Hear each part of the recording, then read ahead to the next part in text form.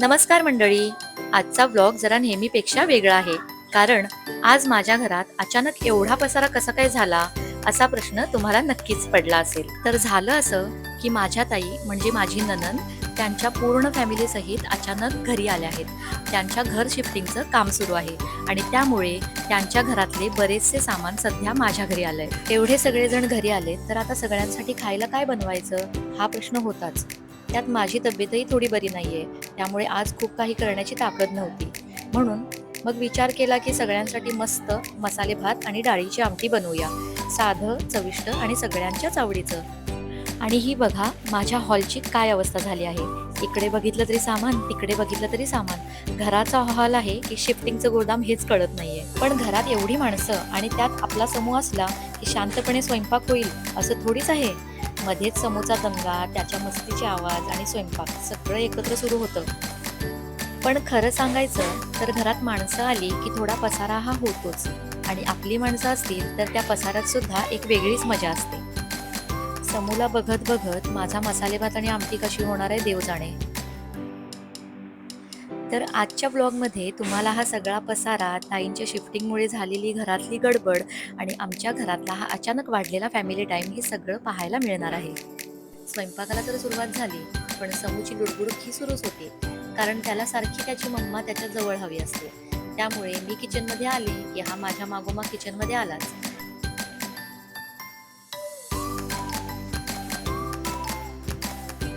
एकीकडे स्वयंपाकाची गडबड आणि दुसरीकडे समूची मस्ती, अशात आमचा मसाले भात आणि डाळीची आमटी तयार होत होती.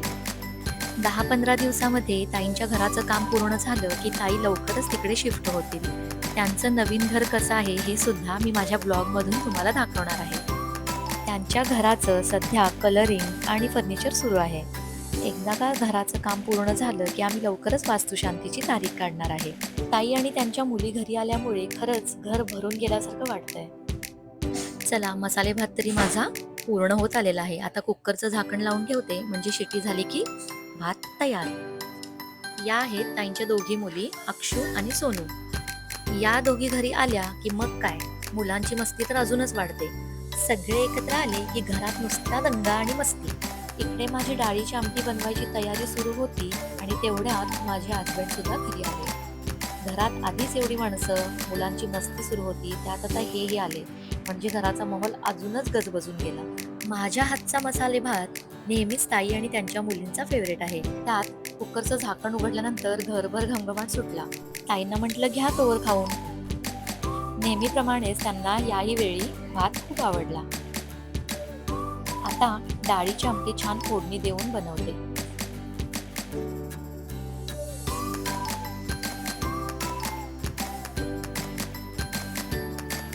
ज्या वेळेस घरात माणसं असतात त्याच वेळेला माझ्या मुलांना माझ्यावरचं प्रेम उतू जातं. आता ही बघा राजलक्ष्मी.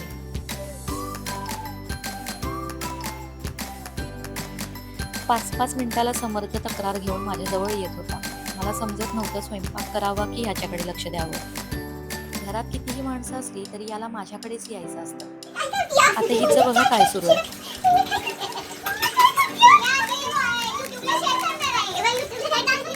थोडा वेळ बसायचं म्हणून मी बेडरूममध्ये गेले, पण बेडरूमची अवस्था बघून मला पळून जावंसं वाटत होतं. काय म्हणायचा हा पसारा. त्याने खेळता खेळता सगळी खेळणी एकत्र करून ठेवली होती. मला खेळणी अशी सगळीकडे पसरलेली अजिबात आवडत नाही.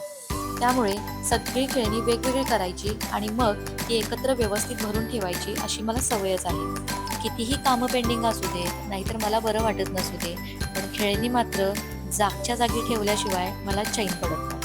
हे तर माझं रोजचंच काम झालं आहे. ही अशी केलेली कामं खरं तर कोणाच्याच लक्षात येत नाही. आपण दिवसभर घरासाठी किती कामं करतो, किती गोष्टी आवरतो, किती वेळ देतो, हे कोणालाच दिसत नाही. पण कधी कधी उलट आपल्यालाच ऐकायला मिळतं, तू दिवसभर करतेस तरी काय. आणि खरं सांगू, तेव्हा खूप वाईट वाटतं, कारण घरकाम हे असं काम आहे ना, जे केलं की लगेच दिसत नाही, पण एक दिवस जरी केलं नाही तर सगळ्यांना लगेच जाणवतं. तरीही आपण आपलं काम करतच राहतो, कारण ते आपलं घर आहे, आपली माणसं आहेत आणि त्यांच्यासाठी करणं आपल्याला मनापासून आवडतं. आता स्वयंपाक सगळा तयार झाला आहे, तर ताईंच्या नवऱ्याला आणि यांना जेवायला वाटते. तरी माझी छोटी नणंद नेहमी माझ्या मदतीला असते, त्यामुळे कामाचं काही लोड वाटत नाही.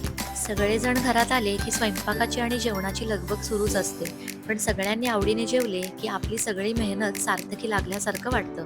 चला, आता सगळ्यांना जेवण वाढते आणि मग आपणही निवांत जेवायला बसूया. माझी तब्येत थोडी ठीक नाहीये, त्यामुळे आज मी मसाले भात आणि आमटी न खाता साधा भात आणि डाळच खाल्ली. कधी कधी तब्येत ठीक नसली की कितीही आवडीचं जेवण समोर असलं तरी साधं आणि हलकं जेवणच घ्यावंसं वाटतं. आता सर्वांचं झालं आहे, आता मी निवांत समूला जेवण भरवायला घेते. कितीही झालं तरी त्याला त्याच्या मम्माच्या हातूनच खायचं असतं. आता सगळे जेवण करून हॉलमध्ये निवांत गप्पा मारत बसले आहेत. दिवसभराची एवढी धावपळ, स्वयंपाकाची लगबग, मुलांचा दंगा, घरातला पसारा, पण शेवटी सगळे एकत्र बसून गप्पा मारताना बघितलं की खूप छान वाटतं. आणि आता इथेच माझ्या ब्लॉगचा मी शेवट करते. आजचा ब्लॉग तुम्हाला आवडला असेल तर नक्की लाईक करा, कमेंट करून सांगा आणि आपल्या चॅनेलला सबस्क्राईब करायला विसरू नका. Thank you.